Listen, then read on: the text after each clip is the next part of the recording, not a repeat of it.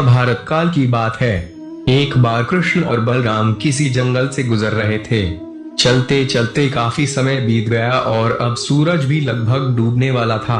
अंधेरे में आगे बढ़ना संभव नहीं था, इसलिए कृष्ण बोले, बलराम, हम ऐसा करते हैं कि अब सुबह होने तक यहीं ठहर जाते हैं। सुबह होते ही हम अपने मंजिल की ओर बढ़ चलेंगे। बलराम बोले, पर इस घने जंगल में हमें खतरा हो सकता है, यहाँ सोना उचित नहीं होगा, हमें जागकर ही रात बितानी होगी। अच्छा, हम ऐसा करते हैं कि पहले मैं सोता हूँ और तब तक तुम पहरा देते रहो, और फिर जैसे ही तुम्हें नींद आए तुम मुझे जगा देना, तब मैं पहरा दूंगा और तुम सो जाना। कृष्ण ने सुझाव दिया। बलराम तैयार हो गए। कुछ ही पलों में कृष्ण गहरी नींद में चले गए और तभी बलराम को एक भयानक आकृति उनकी ओर आती दिखी। वो कोई राक्षस था। राक्षस उन्हें देखते ही जोर से चीखा और बलराम बुरी तरह डर गए।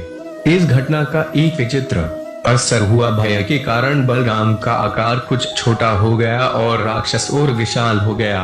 उसके बाद राक्षस एक बार और चीखा और पुनः बलराम डर कर कांप उठे। अब बलराम और भी सिकुड़ गए और राक्षस पहले से भी बड़ा हो गया। राक्षस धीरे धीरे बलराम की ओर बढ़ने लगा। बलराम पहले से ही भयभीत थे और उस विशालकाय राक्षस को अपनी ओर आता देख जोर से चीख पड़े, दश कृष्णा, और चीखते ही वही मूर्छित होकर गिर पड़े।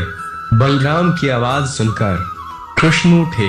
बलराम को वहां देख उन्होंने सोचा कि बलराम पहरा देते देते थक गए और सोने से पहले उन्हें आवाज दे दी। अब कृष्ण पहरा देने लगे। कुछ देर बाद वही राक्षस उनके सामने आया और जोर से चीखा। कृष्ण जरा भी घबराए नहीं और बोले, बताओ तुम इस तरह चीख क्यों रहे हो, क्या चाहिए तुम्हें इस बार भी कुछ? कृष्ण के साहस के कारण उनका आकार कुछ बढ़ गया और राक्षस का आकार कुछ घट गया। राक्षस को पहली बार कोई ऐसा मिला था जो उससे डर नहीं रहा था।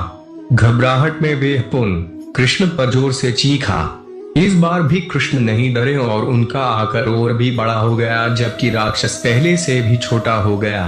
एक आखिरी प्रयास में राक्षस पूरी ताकत से चीखा, पर कृष्ण मुस्कुरा उठे और फिर से बोले, बताओ तो क्या चाहिए तुम्हें? फिर क्या था? राक्षस सिकुड़कर बिल्कुल छोटा हो गया और कृष्ण ने उसे हथेली में लेकर अपनी धोती में बांध लिया और फिर कमर में खोंस कर रख लिया। कुछ ही देर में सुबह हो गई। कृष्ण ने बलराम को उठाया और आगे बढ़ने के लिए कहा। वे धीरे धीरे आगे बढ़ने लगे। तभी बलराम उत्तेजित होते हुए बोले, पता है कल रात में क्या हुआ था? एक भयानक राक्षस हमें मारने आया था। रुको रुको। बलराम को बीच में ही टोकते हुए कृष्ण ने अपनी धोती में बंधा राक्षस निकाला और बलराम को दिखाते हुए बोले, कहीं तुम इसकी बात तो नहीं कर रहे हो? हाँ, ये वही है, पर कल जब मैंने इसे देखा था तो ये बहुत बड़ा था, ये इतना छोटा कैसे हो गया? बलराम आश्चर्यचकित होते हुए बोले।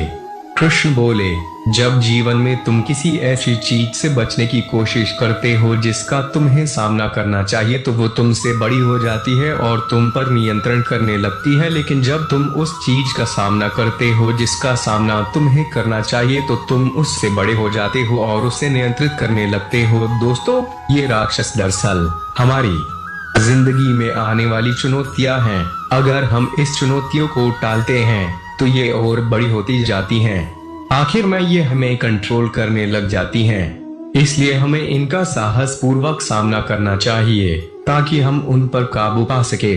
इस प्रकार चुनौतियों का डट के सामना करने से वो छोटी सी हो जाएगी, जिससे हम आसानी से उन पर नियंत्रण कर सकते हैं और सफल हो सकते हैं। दोस्तों, कैसी लगी ये वीडियो हमें कमेंट करके जरूर बताएं।